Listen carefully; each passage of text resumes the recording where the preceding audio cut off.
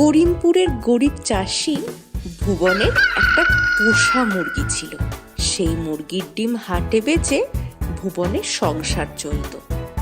সে মুরগিটাকে তার ঘরের সামনে বেড়ার মধ্যে রাখত। কিছু দূরেই ছিল এক বিশাল জঙ্গল, আর সেই জঙ্গলে একটা পাজি শেয়াল থাকতো। সে অনেক চেষ্টা করেও বেড়ার ভিতরে ঢুকতে পারত না।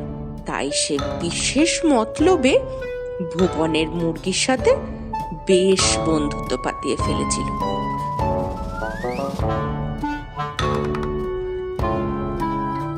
একদিন সন্ধ্যার দিকে মুরগিটা উঠোনে হেঁটে বেড়াচ্ছে। এমন সময় শেয়াল এসে বলল, কি হ্যাঁ মুরগি বন্ধু, কি করছো? খাওয়া দাওয়া হলো? আরে শেয়াল ভাই যে, এই সন্ধ্যের দিকে একটু হাঁটাহাঁটি করছি আর কি। তুমি এদিকে কি করতে? আর সত্যি কথা কি বলবো তোমায়, এই যে বড় জঙ্গলে আমি থাকি, একটা মনের মতো বন্ধু নেই আমার, জানো। তাই তো তোমার সাথে একটু গল্প করব বলে চলে আসি। আর আর এই যে তোমার মধুর গলার স্বর, আমি তো সকাল সকাল তোমার ডাকে ঘুম থেকে উঠি। তুমি একটু বেশি প্রশংসা করো শেয়াল ভাই। কই আর তো কেউ এরম বলে না। সেই তো ব্যাপার গো, সবার প্রশংসা করার মতো মন থাকে না। এই যে আমি ভাবি, তো তুমি যদি আমাদের সঙ্গে জঙ্গলে থাকতে কত ভালো হতো। তোমার মিষ্টি মধুর ডাকে সকালের ঘুম ভাঙতো। কি যে তুমি এই বন্দি হয়ে থাকো না, দূর।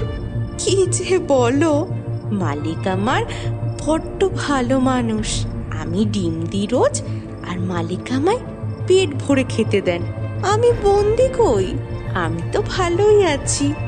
সে কি, তুমি তোমার ছানাদের বিক্রি করো? সেটা তুমি আবার গর্ব করে বলছো? ছি ছি বন্ধু, ছি। কিন্তু শিয়াল ভাই, এটাই তো নিয়ম। আমায় মালিক পোষেন, তাই আমাকে তাকে ডিম দিই। এতে খারাপ কি আছে? কি বলছো তুমি বন্ধু? তুমি একজন মা, মা হয়ে নিজের সন্তানদেরকে বেঁচে দিচ্ছ, আবার বলছো কি ভুলেতে? কই আমাদের জঙ্গলে তো এরম হয় না কখনো। আমরা নিজেদের মতো স্বাধীন হয়ে বাঁচি। তুমিও চলো, মহা আনন্দে থাকবে আমাদের সাথে। শেয়াল ভাই, তোমার কথা ঠিক আমি জানি, কিন্তু সন্তানদের বেঁচে আমি অন্যায় করছি। কিন্তু তোমার সাথে জঙ্গলে গেলে যে আমার বিপদ হবে। সবাইকে ওখানে তোমার মতো ভালো বলো, যদি আমায় মেরে ফেলে?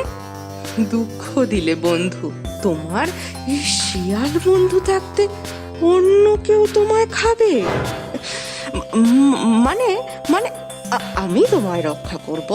তুমি তুমি বেরিয়ে এসো, এই বেড়ার ফাঁক দিয়ে বেরিয়ে এসো। চলো আমার সাথে জঙ্গলে, তারপর দেখবে জীবন কাকে বলে। এই শুনে মুরগি বেড়ার ফাঁক দিয়ে বেরিয়ে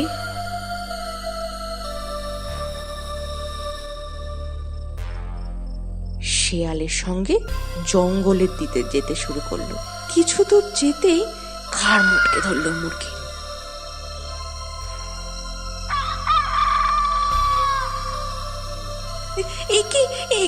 একি শিয়াল ভাই, তুমি কি করছো? অনেক বোকা দেখেছি, তোমার মতো বোকা দেখিনি এর পরের জন্মে। কারণ মিষ্টি কথাতে বিশ্বাস করো না। বলে শিয়াল মুরগিটাকে সাবার করে ফেললো, আর মুরগিও নিজের বোকামির শাস্তি পেল। গল্পটা ভালো লাগলে লাইক করুন, কমেন্ট করে জানান কেমন লাগলো, শেয়ার করুন নিজেদের বন্ধু বান্ধব আর রিলেটিভদের সঙ্গে, আর অবশ্যই আমাদের চ্যানেলকে সাবস্ক্রাইব করে দিন। আর আমাদের নতুন নতুন গল্পের নোটিফিকেশন পেতে সাবস্ক্রাইব বাটনের পাশে বেল আইকনটা এক্ষুনি প্রেস করে দিন।